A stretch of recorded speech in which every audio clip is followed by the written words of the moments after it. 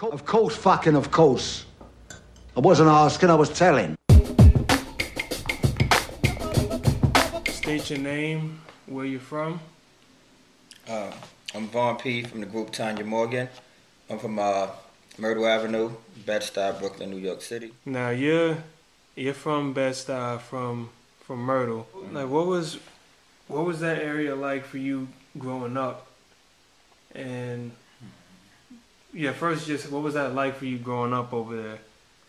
You know, a lot of people tell different stories. You always hear, like even Jay-Z, because Jay-Z lived down the block growing up. So you hear him like, in '88, this was going on, and you get shot just walking down the block. And I don't remember that far back. I was born in '81.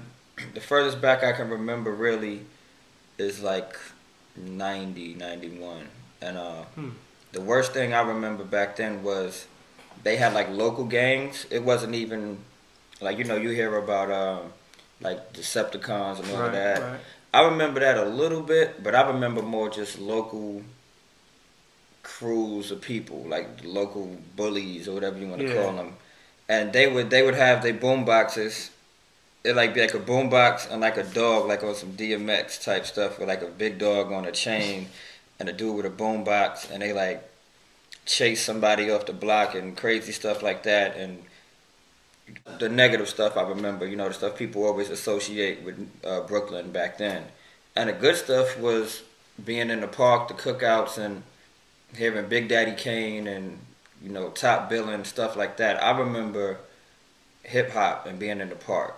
And as cliche as that may sound, that's really what it was back then. Being in the park, cooking out. People remember people having their radios out in the park and playing the new Public Enemy or the new Big Daddy Kane or, you know, G-Rap or whatever that was. Whoever that was, I mean, at the time. And, yeah, that was me growing up. It was hip-hop in the park and dogs on chains and boom boxes and stuff like that. Now, how did you decide to become an MC? At what point did you decide, or was it even a decision for you? I remember writing in 5th grade. And it's funny, I remember I said this rhyme. And I wasn't taking it serious at all. I just was saying a rhyme, and the kids were like, "Oh, you killed it, yo!" And, you know, we was like 9, 10 years old. So I just took that and remembered it. Like, okay. In junior high school, I don't remember writing rhymes at all.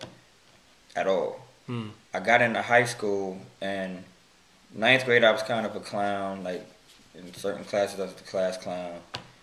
And 10th grade, I came back, and I just got really quiet and just, I don't know, just to myself.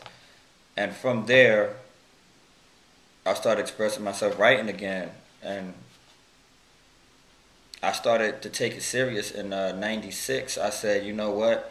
I think I can make a real song if I just try, if I just sit here and write long enough. Like if I copy this Tribe Called Quest song, copy the format of that song, and make a beat. I need this, I need some drums, I need a bass line, I need 3 verses, I need something to say between them. I don't even know if I knew it was a hook back then. Like, I just need something to say between my rhymes, and I can do a real song.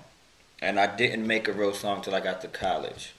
So I'll say around 10th grade, I started to think I could do it, and I didn't really do it until college. And I stayed here. I always said I wanted to go away to school, but I think if I would have, I wouldn't have been on OK Player and met Little Brother and figured out, you know, met these people that helped me become who I am now as an artist. I wasn't asking, I was telling. Now, you doing, you know, you did Moonlighting, and then the second album, Brooklyn Addy, came out, and that really, like, put y'all out there on a bigger scale. Yeah. And I was just, you know, showing you, mentioned in Japanese magazines that, you know, talking about y'all. Yeah. You know, a lot of critical acclaim for that album, and that's still independent release. Yeah.